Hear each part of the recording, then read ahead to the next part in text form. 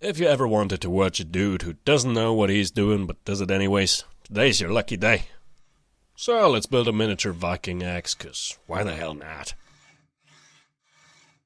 First, we're going to make our axe hat using only the best quality material I could find, which is a piece of office chair armrest on which I drew a little sketch. And then it's only a matter of shaping it using a hacksaw and a bunch of files. Until we got something that resembles a blank.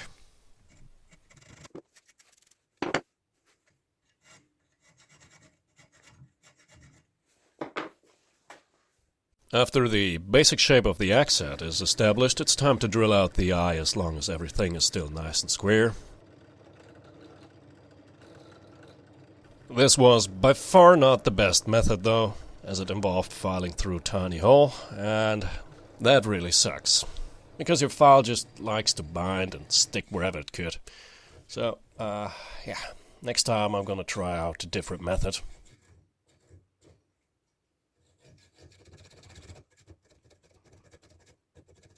Now that the blank is finished, it's time to forge out the bevels, cause filing them really sucks. Trust me, I've done this before. Twice. For this, I'm taking the axe head into my very expensive gas forge I just got for this project, and then started beating it with a hammer once it was glowing bright enough. That's what I did, trust me on that one. I don't have footage, it was too awkward to film. But instead I got you some footage of the texturing, so in order to make it look like a Viking's axe, you don't want it to be too smooth. You don't want it to be too perfect, and you don't want to waste your time polishing it. Therefore, I just lightly tapped it with a hammer, give it some texture. Of course, there's still filing and sanding involved, but not quite as much.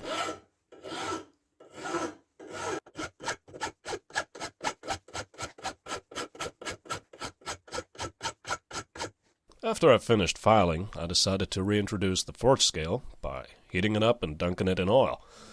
And if you ask yourself why I got rid of it in the first place, well, that's due to the fact that it can be somewhat harsh on your files, or at least that's what I've been told. Anyways, I'm less concerned about ruining my sandpaper than ruining my files. The last step was to polish it using a homemade emery stick made from a popsicle stick and a piece of fine grit sandpaper. After the axe head was finished, it was time to start with the handle. Whenever you're working with scrap, it's always a good practice to check where it came from and what it's been used for before. This tells you a lot about the material's properties and what you can use it for. Sometimes it takes some thinking outside the box, but this time, on this piece of ash wood, it's pretty straightforward. It has been used as an axe handle before, so chances are it's decent material for an axe handle.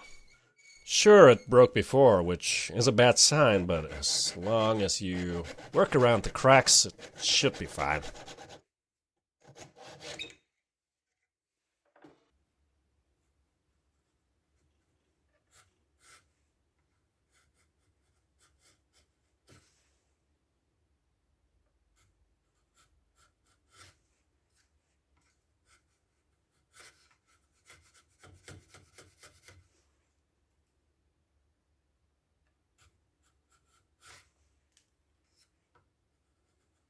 To square off the left and right side, it's sufficient to just use a chisel, but for the front and back, I want a little bit more consistency, so I'm taking it to my manual hand belt sander. I mean, come on, you cannot build things at home without expensive gear.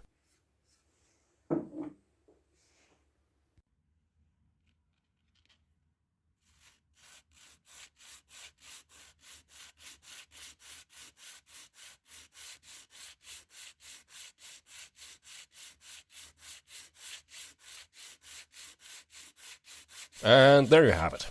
You just watched a dude rubbing his wood. After everything was nice and square and the sketch was drawn, it was time to cut out the blank.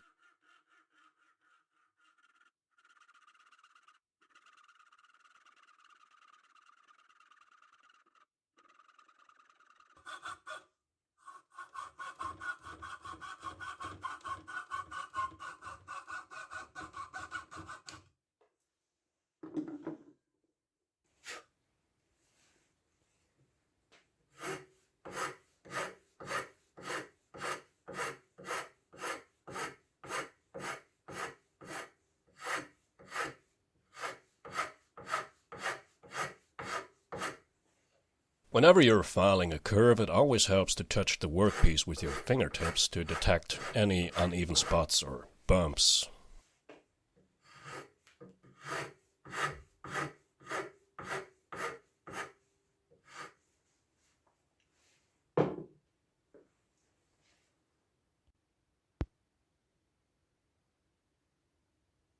Before I go on with any further detailing, I'm starting to join the pieces together. That way you still have some leeway in case you do a minor oopsie.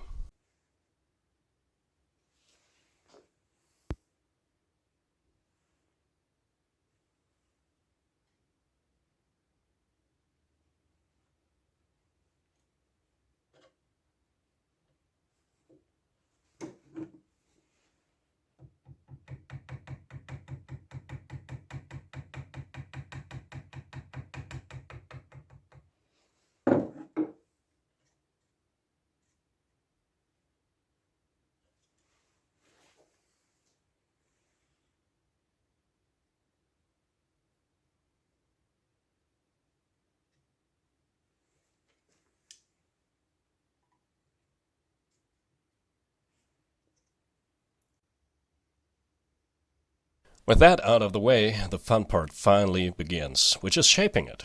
The first time you can finally make out how the finished product is actually going to look like.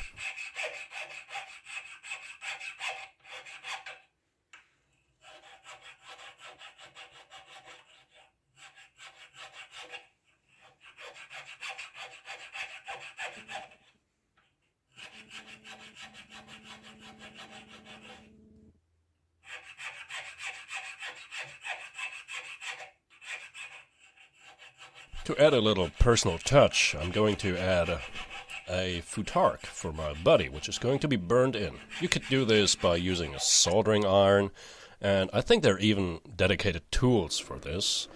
But since I have neither of those, I'm going to go with the worst option that I can get away with. A safety pin that I heated up using a blowtorch. Because sometimes it's not about getting the right thing for the job. Sometimes it's more about seeing what you can get away with.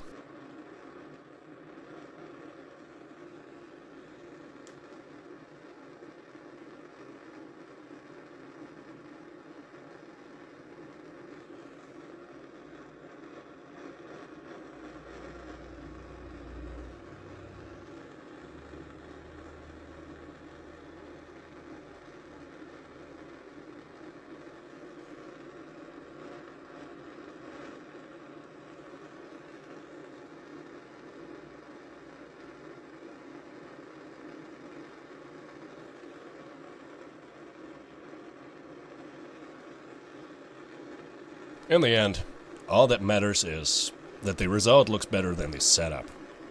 Those runes, by the way, spell the word Loki, which means places in Latin. Anyways, my buddy used this name quite a lot in video games, so I thought this would add a nice personal touch.